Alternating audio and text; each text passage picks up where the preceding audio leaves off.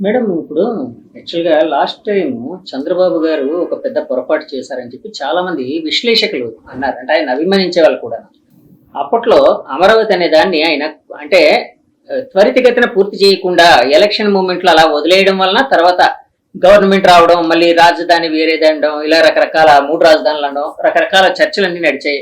అదే చంద్రబాబు గారు గజెట్‌లోని వాటిలో పెట్టి అది నిజంగా ఒక రాజధానిగా అప్పటికే ఒక రకమైన గుర్తింపు తీసుకొని వస్తే ఈ పాటికి తయారైపోయేది అని అప్పట్లో వినిపించిందండి. ఆ మాట అయితే గట్టిగా వినిపించింది. ఇప్పుడు ఈ ఇంకా 3.5 ఏళ్ళు 4 ఏళ్ళు అనుకుందాం. ఈ 4 ఏళ్ళలో పక్కాగా అమరావతి అయిపోద్దని భావించవచ్చండి? మీరు అమరావతి అన్నది ఒక బిల్డింగో లేకపోతే ఒక విజయవాడ గుంటూరు మధ్య రోడ్డుని ఫిల్అప్ చేయడమో ఆ స్థలాన్ని అనుకుంటే అది 4.5 సంవత్సరాలు పూర్తి అవుతుందండి. కానీ రాజధాని అండి. హైదరాబాద్ ఎప్పుడు మొదలైంది? ఈ రోజు హైదరాబాద్ లోని కొత్తగా కట్టడాలు, పాత కట్టడాలు తీసివేయడాలు అంటే ఒక కుటుంబానికి అవసరాలు అన్నవి ఇన్నే ఉండవు. కుటుంబం సాగినంత కాలం అవసరాలు పెరుగుతూ ఉంటాయి. అవసరాలు తీరుస్తే కొత్త అవసరాలు వస్తుంటాయి. రాజధాని అన్నది 4 సంవత్సరాల్లో 3 సంవత్సరాల్లో కట్టేది కాదు. ఇది ప్రతి ఒక్కరికి తెలుసు.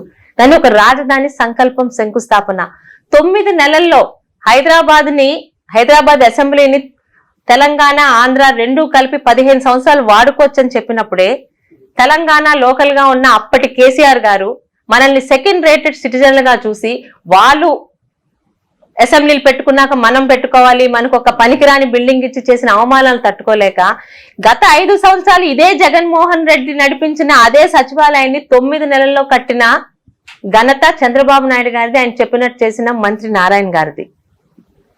అలాంటిది ఈ రోజు అనేక బిల్డింగులు అంటే 2019లో చంద్రబాబు నాయుడు గారు మా అందరు ఓటమి తర్వాత వచ్చిన జగన్మోహన్ రెడ్డి గారు అప్పుడు ఆయన కట్టిన అదే బిల్డింగ్స్ లోని అదే ఆఫీసులో 5 సంవత్సరాలు పాలన జరిపారు. కానీ కొత్తగా ఆయన కట్టిందే ఉంది? రాష్ట్రంలో 3 ప్రాంతాల మధ్య చిచ్చు రగిల్చాడు, డైవర్షన్ పాలిటిక్స్. ఈ సంవత్సర కాలంలో మళ్ళీ చంద్రబాబు నాయుడు గారు అదే మంత్రి నారాయణ గారి తాలూకు సహకారంతో ఈ రోజు ముందుకెళ్తున్నారు. ఈ ఆగస్టు 15 కల్లా అక్కడ సిఆర్డిఏ రెడీ అవుతుందని ఇవన్నీ మా పనితీరుకి నిదర్శనాలు. రాజధాని అన్నది 3 సంవత్సరాల్లో కట్టేస్తారు, 4 సంవత్సరాల్లో కట్టేస్తారు అనుకుంటే అది మూర్ఖత్వం. రాజధాని శంకుస్థాపన, రాజధానిలో మినిమం నెసెసిటీస్ తో మొదలైతే అది అలా విస్తరించుకుంటూ పోతుంది.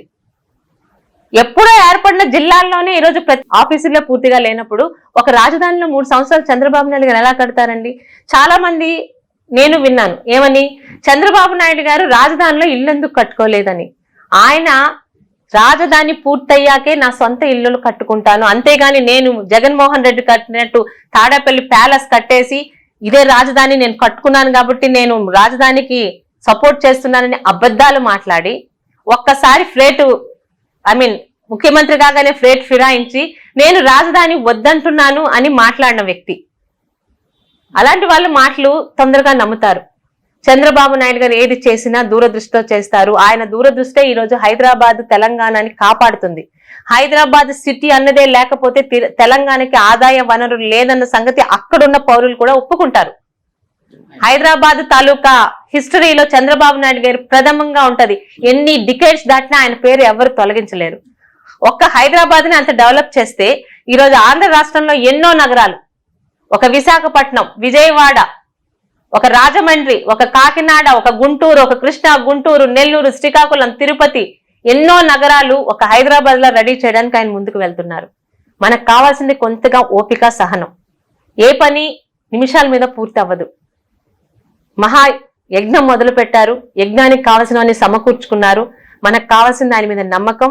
వీలైతే ఇలాంటి కొంతమంది మూర్ఖులు ఆయన మీద చేస్తున్న ప్రచారాలకి మనకున్నంతలో ప్రజలకి అర్థమయ్యేలాగా ప్రతిరోజు చెప్తుంటూ వెళ్ళడం మన ఆయనకు చేసే సహకారం అండి. మేడం, యాక్చువల్గా మీరు అన్నదాంతో ఏకీభవిస్తాము. అంటే రాజధాని అనేది 3-4 ఏళ్ళలో తయారవదు. ఎందుకంటే దానికి ఎగ్జాంపుల్ హైదరాబాద్, అదొక 20-30 years గా అలా పెరుగుతూ ఒక అద్భుతమైన ప్రాంతంగా తయారైంది. కానీ రేపు పొద్దున్న మరలా ఒకవేళ జగన్మోహన్ రెడ్డి గారు వచ్చే ఛాన్స్ ఉంది అని అనుకోండి అంటే ఒక ఊహాజనితమైన క్వశ్చన్ ఇది అనుకోండి. ఒకవేళ మళ్ళీ ఆయన వైజాగ్ ఇంకోటనో మార్చే అవకాశం ఉంటుంది కదా. జగన్మోహన్ రెడ్డి కలలో కూడా రాకూడదు అనుకుంటున్నారండి. ఊహాజనితంగా కూడా మేము అనుకోవట్లేదు. ఏం చేశాడని?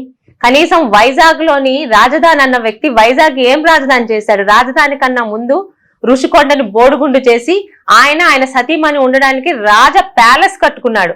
వైజాగ్ ఏం చేశాడు? రాజ ప్యాలెస్ కట్టక ముందు వైజాగ్ ఏమీ చేయలేదే.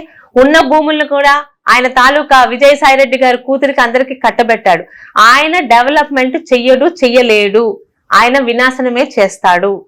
జగన్మోహన్ రెడ్డి రాడు రాడు రాడు, అది ప్రతి ఒక్కరు కోరుకుంటున్నాం. చంద్రబాబు నాయుడు గారు ఉండాలని ఎలా కోరుకుంటున్నామో అలాంటి ఒక అసమర్థుడు రాకూడదని. ఇక మీరు అన్నారే 20-30 సంవత్సరాలు అభివృద్ధి చెందుతూనే ఉంటుందని. ఒక జగన్మోహన్ రెడ్డిని పక్కన పెడితే మన ఆంధ్ర రాష్ట్రం మొట్టమొదటి ముఖ్యమంత్రిగా చేసిన వాళ్ళు ఎవరో మాకు ఐడియా లేదు, మేము అప్పుడు లేము.